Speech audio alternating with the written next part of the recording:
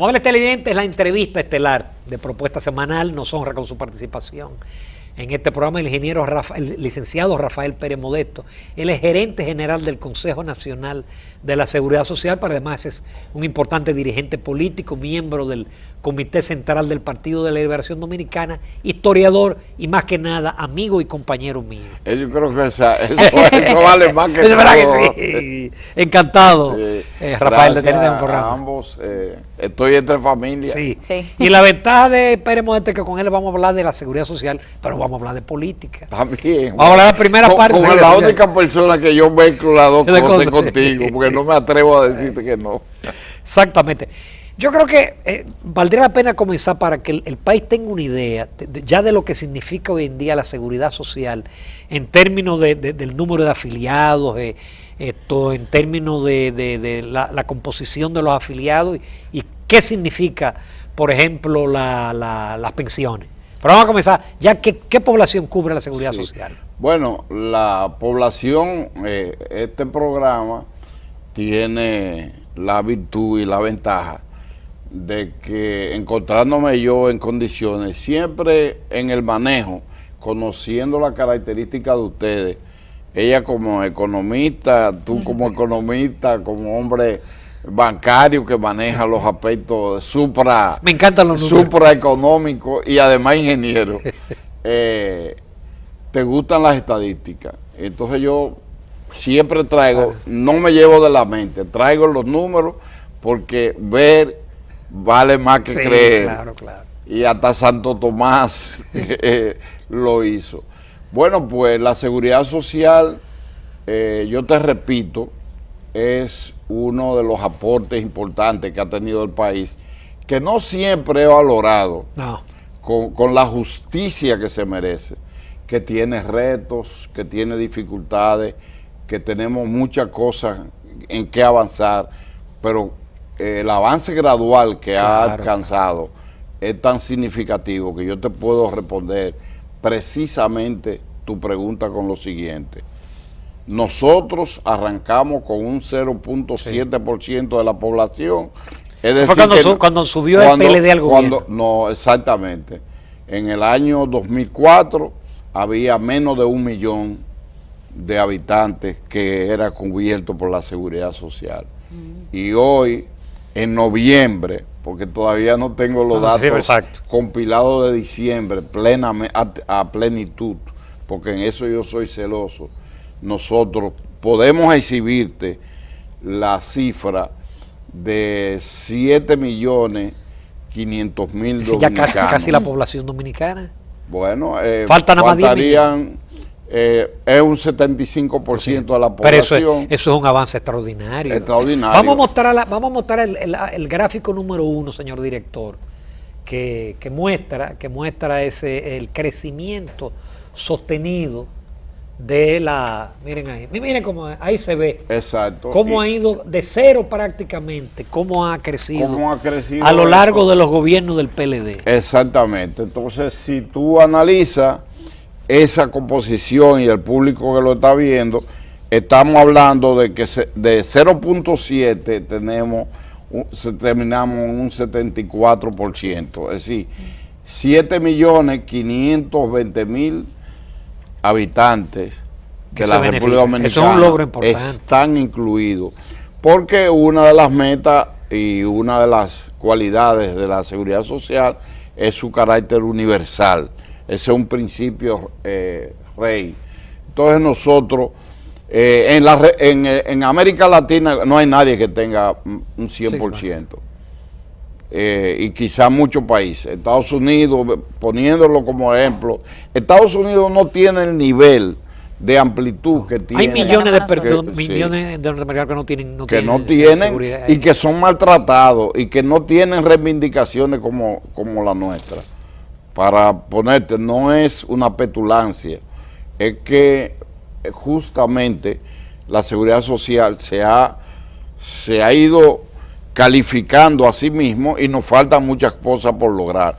Cuando se produzca la reforma a la ley, que se ajuste la seguridad social a las características y a los avances de aquí, entonces nosotros tendremos mucho que enseñar. Hasta ahora hemos ido progresando en diferentes aspectos y muchos países vienen a ver que el tipo de tareas que nosotros realizamos, más que muchos dominicanos que lo único que hacen es no es analizar los avances, sino decir, bueno, pero si tienen un 75, un 25%, un cuarto de la población está fuera de la seguridad social. Ven el vaso vacío. Sí, es totalmente vacío y ya tiene más de 3/4. ¿Y la reforma de esa nueva ley qué trae de innovador? ¿Qué cambios surgirían en la seguridad social? Tiene una mayor calidad en términos de salud. Tiene que garantizar que las pensiones lleguen de una manera más justa para que no pase lo que está sucediendo Chile. En países que Usted y nos yo sirvieron de modelo a nosotros. Usted y yo tenemos un amigo mutuo que le preocupa mucho eso de las pensiones. Ah, sí, sí. No, el amigo Julio Ortega. No, a muchos, a todos debe preocuparnos, porque no es justo, claro, no es correcto que si una gente pasa la mayor parte de su tiempo trabajando y aportando para llevar una vida al final de sus años de trabajo, tenga una vida digna y entonces te salgan con un 25, un 28, un 30%. Que se le ve en medicina. Se te va en medicina y no puedes tú atencionar ni siquiera a ti mismo. Entonces no es justo eso. Entonces hay que verdaderamente preocuparse por eso, pero la seguridad social ha garantizado aquí no solamente términos numéricos, sino también términos de avance cualitativo, como es el seguro de riesgos laborales que no existía. Exacto. Antes de la seguridad social. Tiene una cobertura de un 100%, una eficacia rápida, de que en 12, 13 días te resuelven un problema a plenitud sin que tú tengas que gastar un centavo, y que te hacen una calificación que si una gente queda discapacitada, sea parcial o totalmente, también va a tener una cobertura. Y aparte de eso también tenemos el crecimiento que ha hecho suyo el gobierno actual, que encabeza el presidente Danilo Medina, las estancias infantiles, que es un gran logro. Es un logro extraordinario. Comenzó avanzando poco a poco, el gobierno lo ha hecho suyo con el aumento del 4% del presupuesto de educación. No hay escuela nueva que no se inaugure, que no tenga al lado un centro de... que eso permite que los niños pobres vayan temprano a la escuela, como van los niños de clase media. Pero no solamente eso, sino que los niños son alimentados ahí sin tener que aportar dinero. Tienen un respaldo no solo en educación, sino también psicológico, y tienen también una formación cultural, que un niño que sale de una estancia infantil tiene más nivel.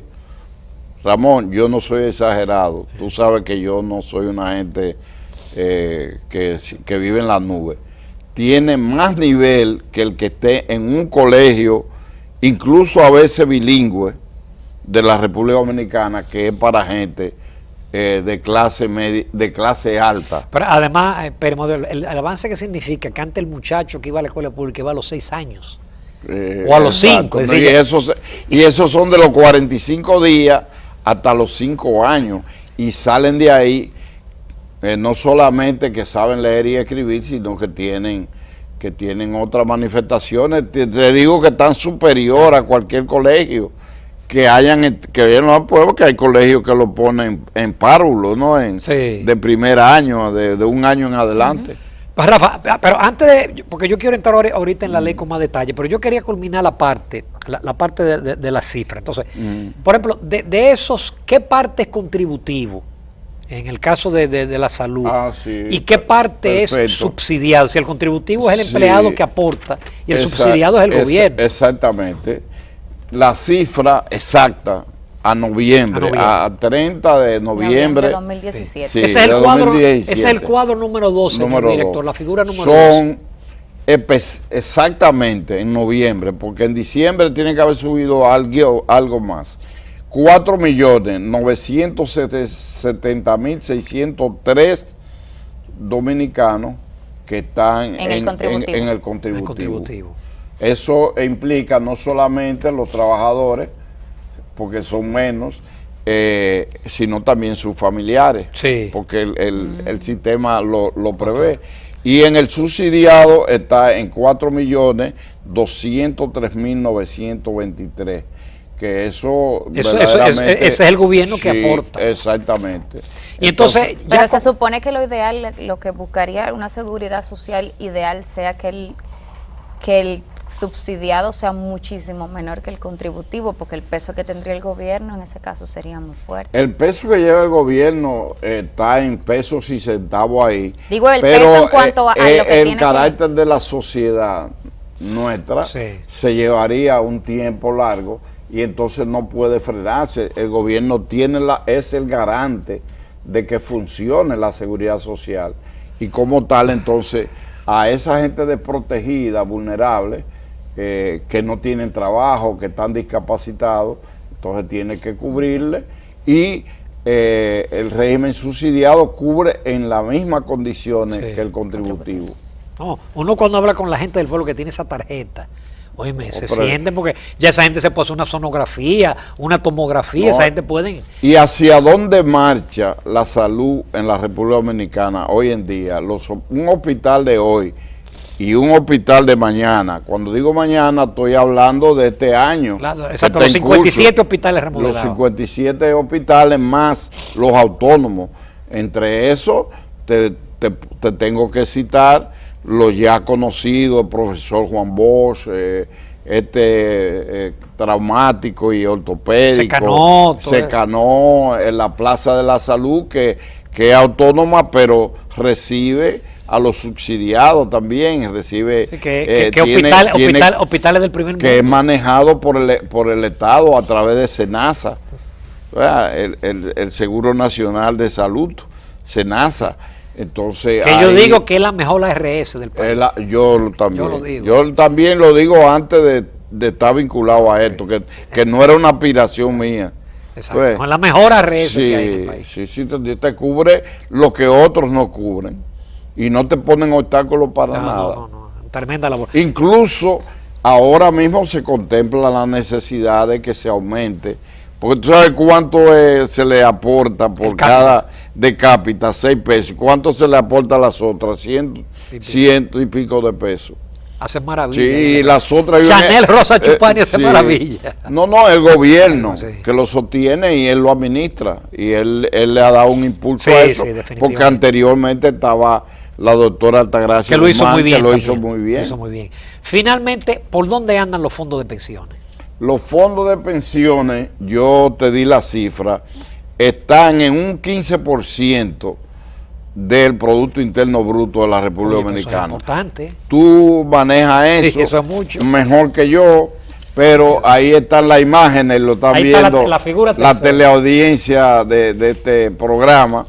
Estamos hablando entonces de 520 mil millones de que ya hay ahí, que están ahí. Ahorro de los trabajadores. Ahorro para fines de que la gente, están invertidos, hay que invertirlo mejor, hay que diversificarlo. Que sean seguros, usted entiende que pueden invertir. Los instrumentos que están es el Banco Central, Hacienda, están diversificados y nosotros lo tenemos un cuadro también. ¿Usted estaría de acuerdo con que esos fondos se invirtieran, por ejemplo, en viviendas económicas? Eso tiene que hacerse estudio porque hay un comité que dirige eso, que lo encabeza, está Hacienda, está el mismo Banco Central, está el Consejo, está la CIPEN, la Superintendencia de Pensiones, de manera que hay un conjunto de instituciones, representaciones empresariales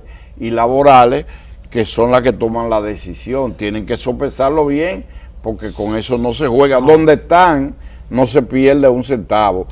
Y el que habla a veces de que esos fondos son vulnerables, son susceptibles de ser mal usados, es por ignorancia. Porque aquí hay un comité. Es por ignorancia total o es por mala fe, pero ese dinero está generando cada vez más intereses. Y en el aspecto de salud, el fondo, hay un fondo porque está cubriéndose. Aquí el pronóstico, cuando yo vine por primera vez a hablar de seguridad social contigo, había un déficit que la gente veía y que no era sostenible, que iba a colapsar inexorablemente el sistema. Y hoy hay más de 7,000 millones de pesos extra que se utilizan para poder implementar mejor cobertura de medicamentos. Ustedes aumentaron el año pasado los medicamentos, la cobertura de medicamentos. No solamente que se aumentaron, sino donde se invirtieron en enfermedades como cáncer, en enfermedades como renales, hepáticas. Que son las más costosas, las que más. Sí, dinero. Y entonces, hoy en día se comenzó la seguridad social con 150,000 pesos de cobertura para cada afiliado y su dependiente, y hoy en día está en un millón para cada proceso de enfermedad. Es decir, una gente puede tener diabetes y fruto de la diabetes tener una insuficiencia renal o cardíaca. Exacto. Entonces, o de la vista, que puede perderla. Entonces, es 1 millón por cada proceso. Exacto. Y entonces, si tiene cáncer, tiene ahí lo de la quimio. Exactamente. O la radio. La radio. Con tu permiso, los amables televidentes, las conversaciones interesantes, el tiempo vuela. Pérez Modesto. Muy bueno, muy bueno. Nos vamos a comerciales, volvemos en unos minutos con el gerente general del Consejo Nacional de la Seguridad Social, Rafael Pérez Modesto.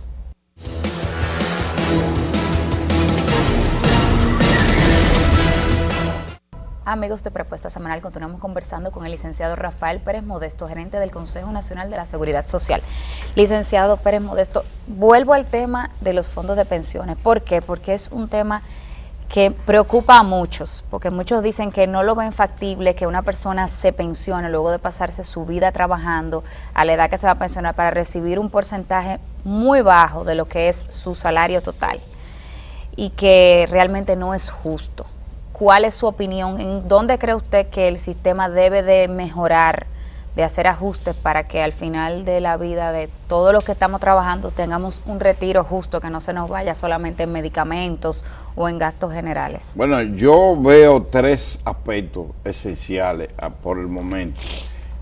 Aparte de que esas ideas están en un prospecto que el gobierno ha sometido a el Congreso Nacional para que modifique la ley y evite que problemas de esa naturaleza, que tú lo planteas con mucha justeza y con mucha... Así que está a nivel de un anteproyecto en el Congreso. Hay un anteproyecto que no se ha agilizado, porque ya muchas medidas, ya nosotros no tuviéramos un 75%, tuviéramos un 85% si estas reformas se hubieran hecho, porque hay muchos aspectos, pero debo ser preciso en la respuesta a tu pregunta. Número 1, debe controlarse el nivel de ganancia que tienen las AFP. Claro.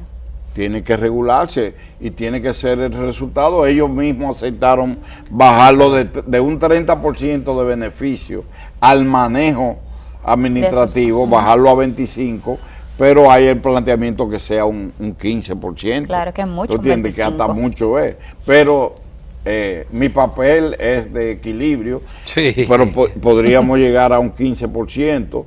Y entonces ya con eso, bueno, pues el empleador aumentan gana. Eso. Claro. En segundo lugar, tiene que haber una mejor inversión, como yo te señalaba, y tiene que haber una campaña de educación para que la gente ahorre, porque los países que han podido garantizar, eso se da en América Nórdica y en países, en el caso de América Latina, en Uruguay, donde hay mejor...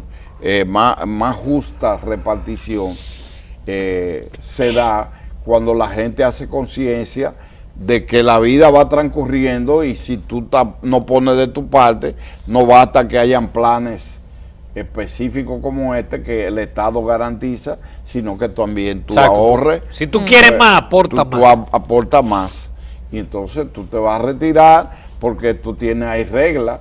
Te retira cuando tienes 60 años y tiene una cantidad de aportes que llegan a 360 cuotas o aquellos que comenzaron o comenzamos teniendo 45 años cuando comenzó la seguridad social, estamos en el régimen en un tipo no de sostenimiento, sino de capital individual capitalizado. Eso recogen el dinero que han acumulado más la ganancia que todo. Yo lo hice. Sí. En mi caso yo lo hice y no falla, y hay cifras precisas de cuánta gente se le han aportado eso y que han retirado su capital y sus intereses ganados. Pero lo que tenemos que pensar en la población en general, y que cada día ya ahora, desde que tú trabajas, no importa la edad, tú vas aportando, y va aportando el empleador y va aportando el Estado en el caso de los empleados públicos. Es decir, que el asunto está a nivel del Congreso. Está a nivel del Congreso. Hay varias vistas públicas. Ahí hubo el primer proyecto que se sometió, pero nosotros mismos, como gerencia ya del Consejo Nacional de la Seguridad Social, hemos hecho 5 aportes, 5 proyectos que cubren casi todas las áreas, donde hay modificaciones que va calificando mejor la seguridad social. Y eso, ya hay una experiencia adquirida. Y eso lo están haciendo figuras independientes, sectores, los empleadores, los trabajadores, el propio gobierno, que tiene una comisión que estudia eso. Entonces también los empleadores tienen su punto de vista, que no le afecte su interés, su ganancia, y llevan su planteamiento. El tema del veto, Peremoto, ¿se va a mantener? El tema de veto es uno de los temas que está en el proyecto. Eso es uno de los temas delicados. Porque el problema es que son 3 partes. Si uno veta, la cosa no pasa. No pasa nada. No pasa Entonces a usted le dan una larga tremenda con solo ausentarse. Estamos nosotros 3 aquí. El programa no se puede hacer si el invitado se va. Sí. Pero si uno de los patrocinadores y de los conductores se va, si se va tú porque eres la cabeza y ella porque es el sustento de tu trabajo, entonces ahí se dañó el programa. Entonces eso existe, es un tema delicado. Sí. Yo debo decirlo con responsabilidad, porque eso no se hizo por antojo. No, es para era buscando el consenso. Es buscando el consenso. Y la seguridad social sin consenso no funciona. No. Y eso es el resultado del manejo de la OIT, la Organización Internacional de Trabajo, que así es que funciona. Y su símbolo es un sillón con 3 patas. Si una de esas patas no funciona, ningún sistema de este género verdaderamente puede caminar y puede avanzar. Es decir, que a lo mejor, ojalá que en la próxima legislatura se comience. Lo que pasa es que ha habido uso abusivo, no solamente del sector empresarial, como podría creerse. Se han ausentado el sector laboral, por ejemplo, 2 meses, o porque tienen una huelga, o porque tienen una movilización. Entonces nunca se llega a un... Pero el sector empresarial, por ejemplo, duró 2 años que no se hacía una reunión. Entonces, si se salen de una reunión, o si le dan larga a un tema, o si dicen nosotros no apoyamos eso, o el gobierno lo hace, no se avanza. Entonces, por eso hay que negociar, tiene que mantenerse un equilibrio. Ese es mi rol. Yo soy secretario del Consejo, con voz pero sin voto. Tengo voz, suministro los estudios, impulso, doy sostenimiento a través de un equipo técnico muy bueno que hay en el Consejo en las diferentes áreas, y impulsamos todo lo que signifique el cambio favorable, pero no votamos, no somos juez y parte. Entonces, en ese sentido, ese es un tema que quizá haya contribuido a que el asunto se lleve aparte en un momento en que se busca un pacto eléctrico, un pacto financiero, un pacto, tú conoces más que yo, fiscales, hay 5 frentes y ese uno sería uno. Ahora, yo entiendo que muchas de las cosas ya están consensuadas y podemos avanzar en oleadas no tratar de llegar de un golpe a exactamente. todo. Podemos, la parte que están de acuerdo, que estemos de acuerdo, vamos a aplicarla. Yo te voy a poner un ejemplo. Tú tienes una empresa pequeña y tú tienes que hacer el aporte de tus trabajadores, que tú les reduces el 30%, pues tú tienes que pagar la otra cantidad. Entonces, de eso hay gente que se atrasan, entonces hay un interés altísimo y una mora que van no multiplicando, sino que se crea una especie de logaritmo. Es una bola de nieve. Sí, es una bola de nieve, y cuando viene a ver, si tú debes 100,000 pesos, al cabo de un año tú ya debes, qué sé yo, cuántos millones. Entonces hay gente que dice, bueno, yo voy a dejar de pagar. Y eso no incluye solamente el sector privado y clase media, eso incluye ayuntamientos, eso incluye la universidad autónoma, eso incluye entidades privadas y descentralizadas que le rebajan a la gente y no pagan la seguridad social. Entonces nosotros hicimos una propuesta al gobierno, la sometimos, en que nosotros planteamos que se baje los intereses y que la mora, el aspecto de la mora sea controlado de tal forma que no haya un exceso de pago extra para esas empresas, sobre todo para las pequeñas y medianas empresas que a veces no tienen La idea que parece pagar. para las MIPYME es que tengan un periodo de gracia en que no coticen. Sí, ese es un plan, eso tiene su ventaja, eso está en discusión. En principio ya es un decreto sometido por el Poder Ejecutivo, que duran 2 años sin hacer Exacto. ningún... pero Va a también, permitir desarrollarse. Sí, pero eso también tiene su bemoles, sí, porque se está dando una facilidad para que esas empresas de gente con poco capital, con pocos trabajadores, puedan subsistir dentro de un margen de competitividad, pero también eso contiene y hace que la inversión del sistema sea mayor, lo que se puede invertir en lo que ya vienen pagando y en lo que vienen ya aportando se pueda reducir. Es decir, un tema polémico, pero factible. Vamos a hablar un poquito de política, Pérez Modesto. El Partido de la Liberación Dominicana, con el tema de las primarias abiertas y cerradas, que parece que ha quedado en un limbo porque no se nombró la comisión, y eso tiene detenido la ley de partido y la modificación a la ley electoral. Pero mi pregunta va dirigida al hecho de que hubo el año pasado muchas especulaciones sobre una posible división en la organización entre los dos grandes líderes. Tú conoces el partido, tú eres fundador del partido, me consta que conoces el partido, que haces campaña en el interior. ¿Realmente hay alguna posibilidad de que el PLD se divida? Yo no la veo, en honor a la verdad, porque yo no soy fundador, porque en el momento que se fundó el PLD, Juan Bosch ya tenía la idea. ¿Por qué yo me acerco? Originalmente yo fui un dirigente, a los 20 años yo era un miembro del Comité Central del 14 de junio, electo y propuesto de manera unánime, con solo 20 años. Pero don Juan, en el año 1970, cuando él retornó de Benidorm, me pidió que yo lo visitara y me hizo un análisis de la realidad de América. Y me hizo esta pregunta: ¿usted ha oído hablar de Marulanda Vélez? Digo, ¿cómo no, profesor?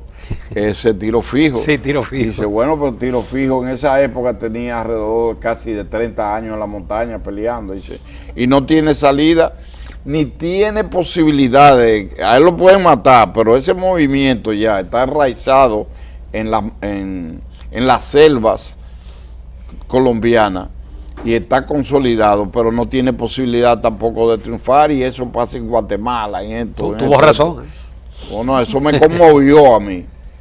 Sí, porque en era el momento que habían matado a Min Abel, en el momento que habían muerto, habían apresado. Yo me tiré 3 años preso, injustamente. Eso afectó mi carrera, mi vida profesional. Wow. Pero él planteó eso. Entonces yo he visto crisis en el 78, crisis en el 82, con salida masiva del Comité Central, del secretario general del partido 2 veces, de Rafael Albuquerque, que formó otro partido, crisis en el 91 con la salida masiva de parte del comité político, y sin embargo se han resuelto. Entonces yo no creo que este tipo de temas va a estar por encima de la posibilidad de que el Partido de la Liberación Dominicana, que ha transformado el país en términos positivos y que tiene muchas metas por realizarse, la ambición personal,